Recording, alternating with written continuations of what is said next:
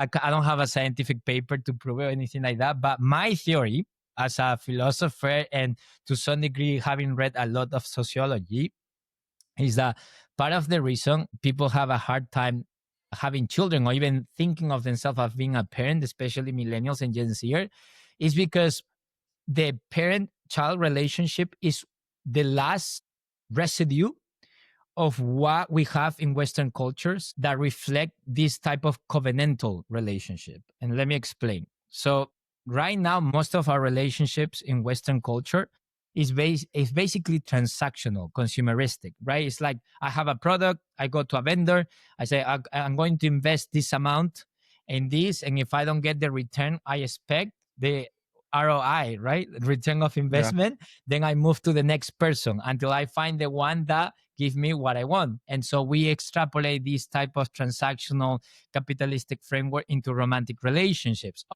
I'm investing my money. I'm a high value man. I have my Bugatti, all of this. I have a six pack. I invest in you and all of that. And you don't want to be in an open ended relationship. Next. So we basically change people if we perceive that they're not returning our investment. We're not getting that benefit. But so if I say to somebody, hey, I was really unhappy in this romantic relationship and we just broke up and I have a new girlfriend that makes me really happy. Most people in Western cultures are good for you, more power to you. But if I say that, hey, my Aiden, my child of 2 years and a half, is not making me feel fulfilled. I don't sleep. I clean poops. I clean pees. I'm exhausted. And, like he's having tantrums like 24/7. I don't feel fulfilled. I want to change sons. I wanna replace Eden for somebody else. If I say that to people will look at me like, Carlos, you lost your mind. You are insane. They would say like, you have your heart in the wrong place, right? They would say that. So because it's almost like intuitively people understand that the parent and child relationship has this covenantal nature. It's like that is not based on desire. It's based on this almost cosmic duty that you are a parent and you need to fulfill your role in the life of your child. No matter how you feel, you put your desires apart and you fulfill your duties, even though it's tough. Because does that make sense? So you see the contrast here. So I do believe that the reason why people are having fewer and fewer children, and especially younger people, this is my theory, is because that is the last residue of a covenantal relationship. And it's so hard for us Westerners to put aside our desires to fulfill our duty. We hate it. We do not like it. And so because of that, I do believe that people will not say like with these words, this is more like a philosophical, sociological analysis of what I see. But when you hear the reasons why people are not having children, it's basically because it destroys your life. It takes away your freedom, your money, your energy, and things. And it doesn't seem to be an investment. Like the return of investment there is like zero, even though it's actually way beyond our imagination. Because the love, the joy you feel is just hard to explain. But anyways, I don't know if that makes sense. Yeah. That it does. It's actually so I haven't never even thought of that. And what's so funny about having a kid, I remember I remember wanting a kid and never putting my finger on why I wanted a kid. And that's even still to this day. And this is weird to admit, but I feel like I can't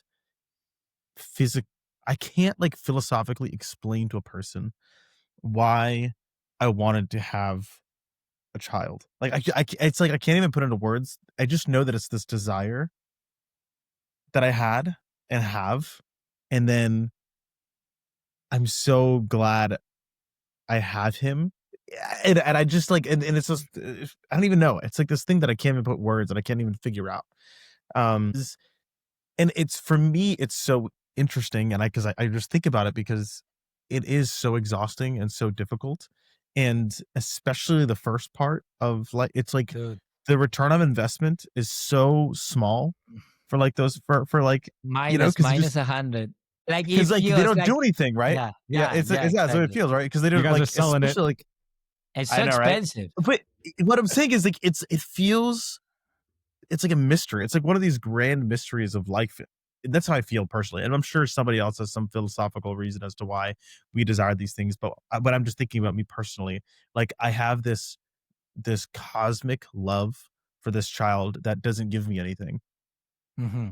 That's it. besides the That's it. thing, besides the cosmic thing that I'm Yeah. talking about, right? So it is an interesting thing. I think even to your point, we do, like, innately, when we see parents that neglect their children, that don't spend time with their children, that, Mm-hmm.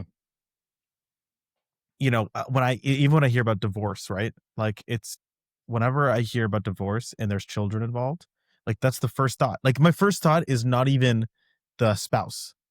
Right. My first thought is, "Man, he's got kids," or "She's got Yeah. kids." Like, that's, like, the first thought that I think, because I'm like, there's something so, different, special, covenantal about that, and Mm-hmm. it's like, there's the last thing that I wanna do is hurt is have a child feel hurt or broken or impacted by the devastation of life, or by the whimsical desires or whatever they might be of us, right? It's like the problems are for us, not for you. Like, you're supposed to be protected from that. So I don't know. Yeah. It's an interesting thought you have. That being said, like I think people have that innate desire, but you can just look around and see how many tough parent-child relationships there are. Like True. how many of our society's True. problems like directly tied to traumatic and negative experiences that were caused by your parents. And I Mm, have a great relationship with both my parents thankfully now, but there's a lot of and but to your point, Tristan, like divorce as a child of divorce, it's like it's devastating to children. mm, And Yeah. that's something that you can't measure. mm, Yeah. mhm, Yeah, and I think that when it comes to children and thinking of the satisfaction of having children or not having children and things like that, it's like, yeah, if you have just the framework of convenience and time freedom and accumulation of money, so to speak, it's like, yeah, it makes sense that from that framework, like you rather not, yeah, children don't make sense in that we from that framework, but from the framework, from the logic of love, not the logic of like ROI or return of investment type of logic. Like, yeah, well, mm, but from the logic of love, like most of the things that are most meaningful to us do not produce anything. They are not they have no utility in terms of producing mm, something and things like that. Like, think of like laughter, or going to a museum, or listening to a nice song that you like, or having time with your friends. Like, they don't have like an immediate utility in terms of like this producing money or mm, producing an object or something like that. But I think that we just have the wrong framework. I remember listening to this video. It was a YouTube video by Abba and Preach. And they mm, were covering a parent of, I think he had two young children, like the video they were covering. And it mm, was a parent that says like, I love my children, but I hate parenting. I hate being a father. Right. And I think mhm. that I say that's an actually I think interesting I've way of seen that putting video. it. But then I don't know why it really struck me. I was like reflecting this hard and long during the day, and I was even discussing this with my wife. It's like, I don't think he picked the right words. Yeah, I think I know what he means, but I do not think that you can have the love for. It's not. It's like you cannot have a deep relationship and not fidelity. You cannot yeah, have like a strong moral character without the difficulties of being patient with people that are annoying, or forgiving somebody that hurt you and things like that. It's almost like a prerequisite to actually become that. It's almost like the prerequisite, or the condition for that love to exist, is that you have to suffer for that person. Does that make sense? It's almost like, mm, for me, for example, the way I created this deep bond with Aiden, my first child, was not through when he was born, because I didn't feel much when he was born, actually. I didn't have these immediate feelings in my case. But actually, it was when I was taking care of him and doing the nights that I, little by little, slowly but surely, like, I have this deep love. And I was like, oh, 6 months, man, I really love this creature now. And it's like, oh, it's 1 year. Wow, I really love. I think now I get what people mean about having children. Then the second year hits, like, whoa, this is getting a scary type of love. I love this person too much, to the point that if something happens to Aiden, I don't know how I would do. You know what I mean? And so you see mhm, that when you think that it cannot get any deeper, it gets deeper and deeper. But mhm, I don't think that you get to that without that suffering, without that investment, without following the principle of love. So I think that that's why I'm saying, like, we have competing desires, but I think that a lot of people are guided by this framework of pleasure, convenience, and time freedom and satisfaction rather than this covenantal framework about. And so I think that in ancient societies, they had in ancient societies they had a better framework to think about their own desires. But now in Western cultures and modern societies, we just have these desires and we don't know what to do with them.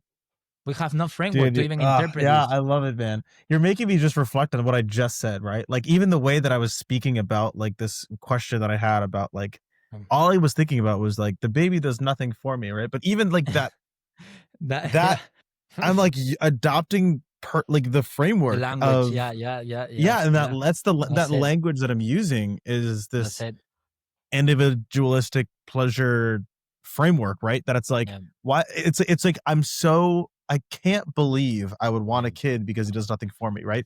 Because that's the framework that I'm like living in, or that I act in. You know, I'm an American capitalist. It's the air we breathe. It's the yeah, air we breathe. It is, and I have to it's the air we change breathe. that. Yeah, the covenant relationship is yeah. That's really and good. We get it. It's almost like I don't have to give you a moral treatise to convince you that there is something unique about the parent-child relationship that is sacred. And I don't care. Like almost, it's so funny because even the most hedonistic person told me, no. Like if you chose to be a parent, you need to fulfill your obligation. It's almost like everybody gets it, even though they are confused about everything else. Does that make sense? It's almost the last residue of clarity, of moral clarity that we have about our desires. But